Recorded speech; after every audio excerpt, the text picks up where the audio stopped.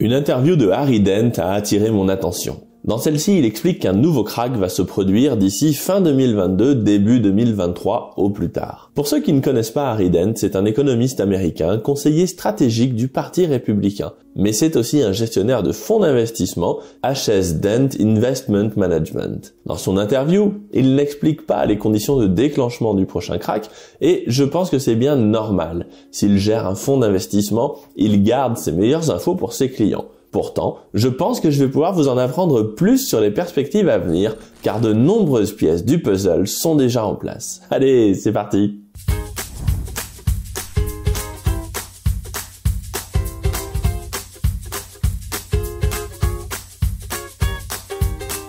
Voici la théorie du mégaphone de Dent.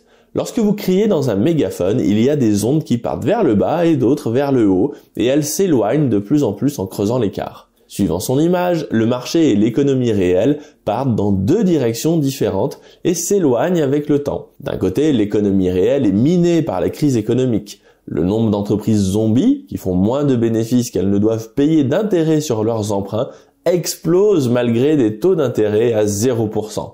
Et de l'autre côté, l'impression monétaire des USA et de l'Europe permettent au marché de monter car l'essentiel de l'argent imprimé finit sur les marchés. La raison est simple. Pour investir dans des entreprises, il faudrait que le contexte économique soit sain.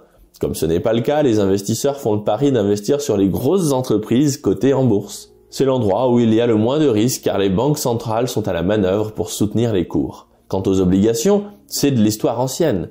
Les prix du marché obligataire sont si hauts que l'essentiel est acheté par des institutionnels qui ont des obligations réglementaires ou tout simplement par les banques centrales. Il reste également des actifs que l'on appelle périphériques, comme les crypto-monnaies qui finissent par voir également leur cours monter, car tout le reste est déjà très cher. Jusque-là, je suis plutôt d'accord. Bref, Harry Dent nous explique que la fête des banques centrales ne durera pas éternellement, car un jour, cela prendra fin brutalement. Et là, il annonce des actions au plus bas comme nous n'en avons jamais vu de notre vivant.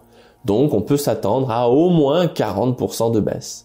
D'ailleurs, il explique également que selon lui, ce que l'on appelle la smart money, à savoir l'argent des plus riches, qui sont les mieux informés, a commencé à quitter les marchés actions depuis juillet 2020.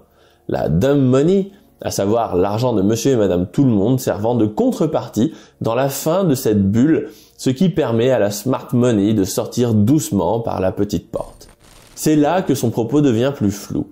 Quels seront les déclencheurs de la capitulation des banques centrales? Pourquoi arrêteront-elles leur soutien à l'économie? J'ai quelques pistes à vous donner car les marchés commencent à bouger lentement mais sûrement dans la mauvaise direction.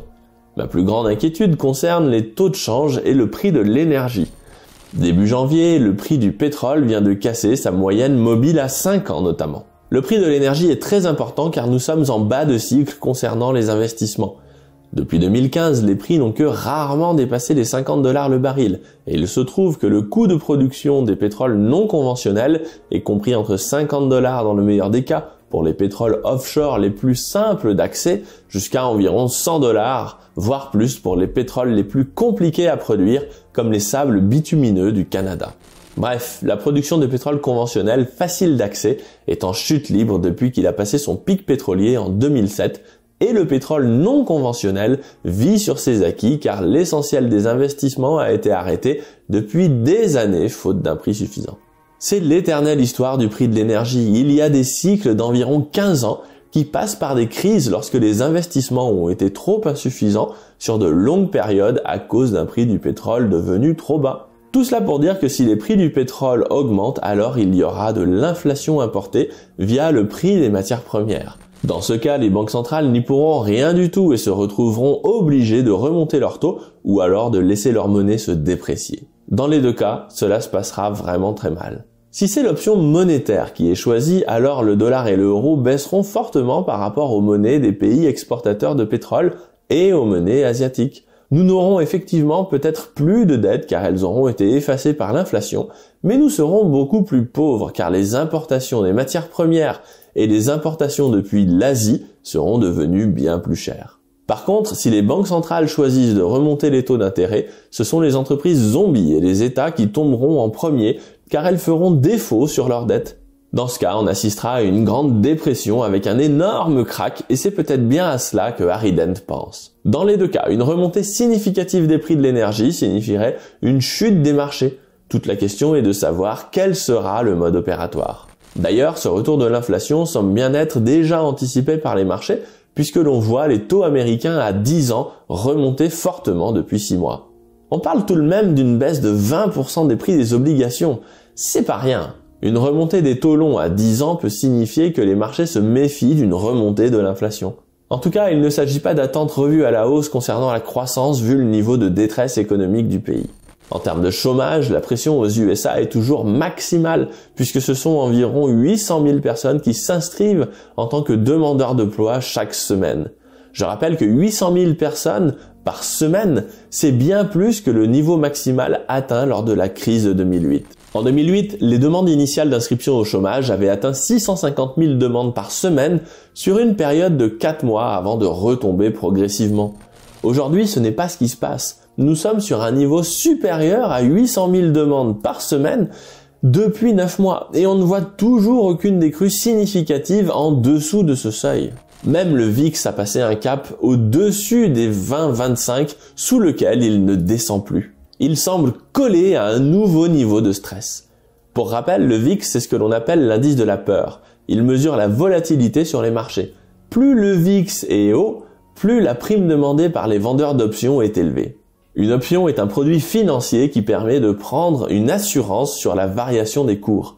Habituellement, un VIX au-dessus de 25 est un événement ponctuel au point de douleur maximale d'une crise.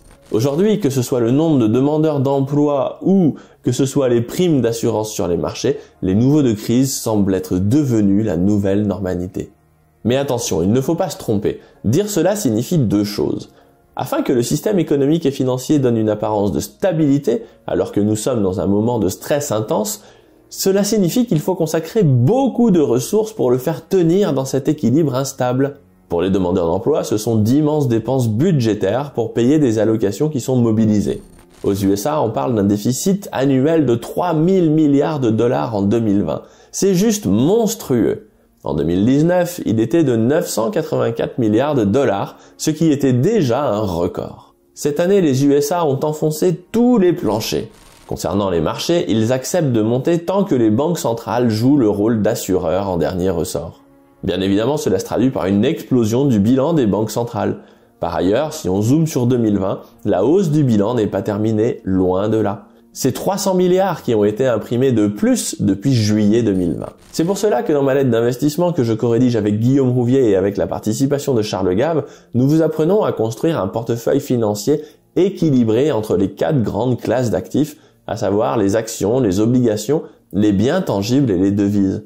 L'objectif, c'est de disposer d'une épargne dont les compartiments s'adaptent en fonction de la conjoncture économique. En mars 2020, c'est l'or qui a sauvé le portefeuille de la lettre, tandis que depuis juillet, ce sont les actions qui ont repris des couleurs, tandis que l'or stagne. Il est également important de bien diversifier son épargne afin de profiter des points forts de chacune des grandes zones dans le monde.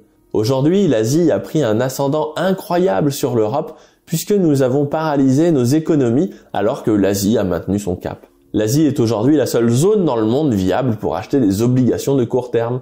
Par contre, les USA restent un moteur de l'innovation.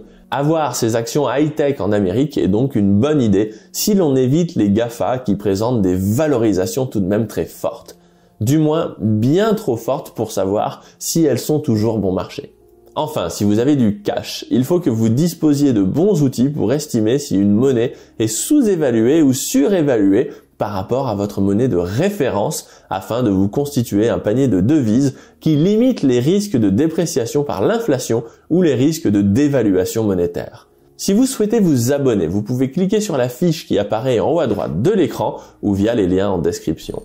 En conclusion de cette vidéo, le tissu économique aux USA et en Europe subit de graves dommages à chaque jour qui passe. C'est ce que Harry Dent appelle la zombification et je suis on ne peut plus d'accord avec lui. Cette réalité creuse chaque jour le potentiel de baisse des marchés actions puisqu'à un moment nous devrons nous confronter à cette réalité.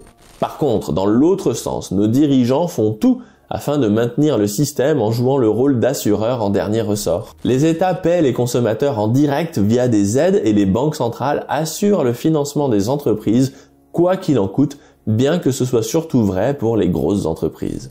Harry Dent n'en dit pas plus sur les causes qui feront que la réalité s'imposera de nouveau à nous. Pour ma part, je pense que le coup de grâce des politiques de soutien viendra soit d'une remontée de l'inflation importée à cause de la hausse des prix de l'énergie, soit d'une baisse des taux de change entre les pays exportateurs comme la Chine et les pays occidentaux qui sont en train de massacrer leur monnaie en imprimant à tour de bras. Je vais donc surveiller tout cela pour vous et je vous dis à bientôt pour de nouvelles vidéos. Ciao! Si vous aimez mes vidéos, abonnez-vous et pensez bien à cliquer sur la cloche pour être notifié lorsque je publie de nouveaux épisodes.